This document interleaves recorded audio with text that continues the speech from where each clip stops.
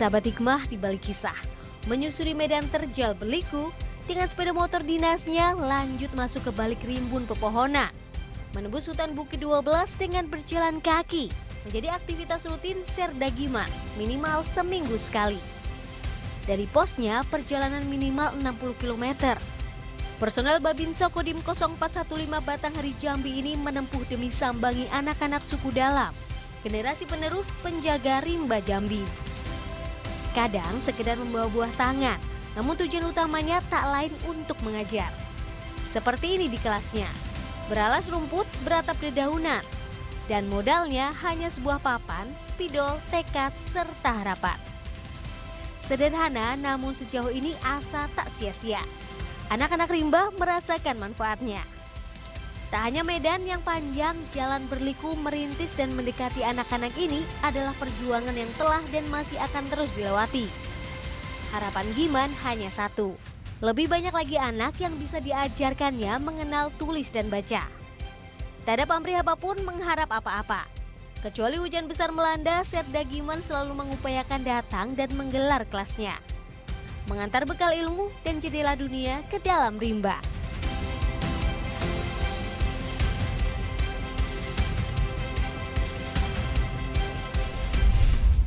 Sebuah fakta pahit yang harus kita terima, ini sudah tahun 2022, tapi di negara kita masih banyak ternyata yang buta aksara, Ustaz. Ini ada seorang prajurit, bahkan dia juga bukan guru, tapi dia rela menembus hutan, ingin anak-anak di sana itu tidak buta aksara, bisa baca. Nah, Pak Ustadz kan juga pengajar nih. Nah, rasanya tuh gimana ya, Ustadz ya? Luar biasa gitu perjuangan itu. Karena itulah kenapa al-ulama warasatil anbiya. Para orang-orang pendidik, ulama-ulama, ahli-ahli ilmu itu adalah pewarisnya para nabi. Maka jangan heran kalau umat akhir zaman nanti, umatnya Nabi Muhammad ini walaupun paling akhir ya, umat terakhir, tapi masuk surganya paling duluan.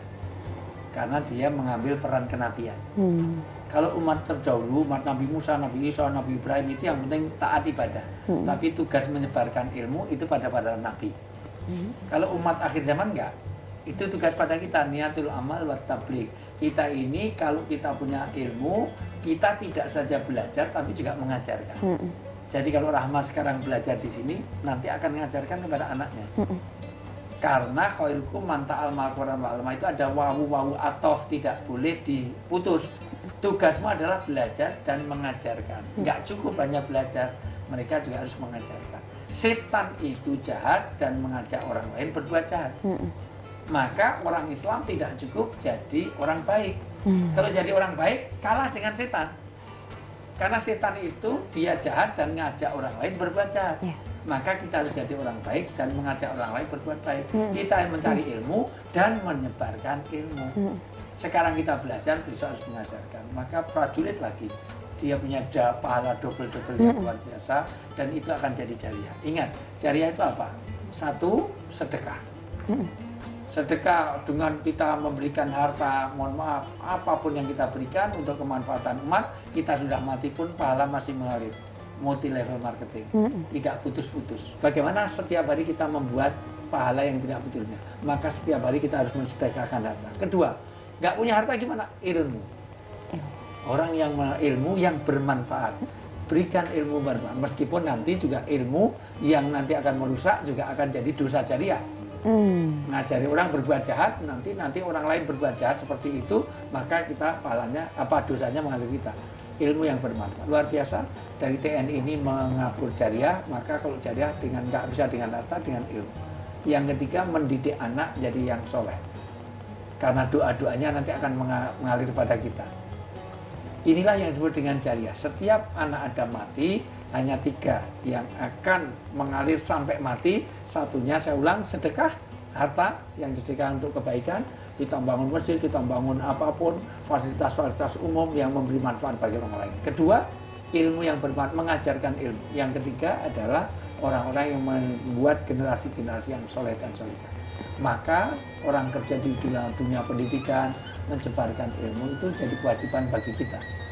Sekali lagi, bagaimana orang akhir zaman kenapa masuk surga paling awal?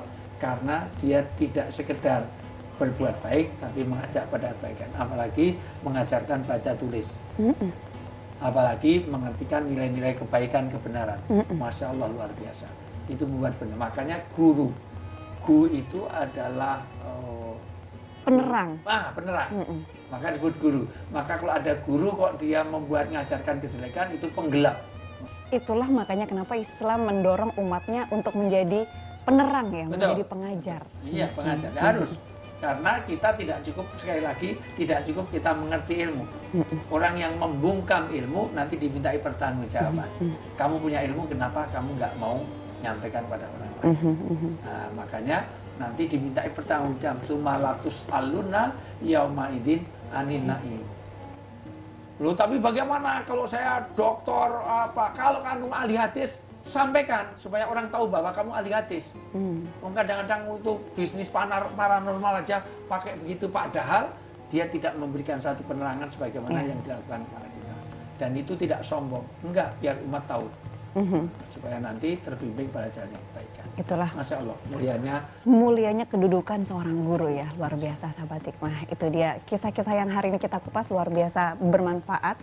Ada yang baik, ada juga yang buruk memang, tapi mari kita ambil sari-sari kebaikan supaya kita bisa menjadi lebih bijak dan juga lebih baik. Ingat, selalu ada hikmah di balik kisah. Waktunya saya Rahma dan Ustadz Wijayanto pamit. Terima kasih Ustadz. Assalamualaikum warahmatullahi wabarakatuh.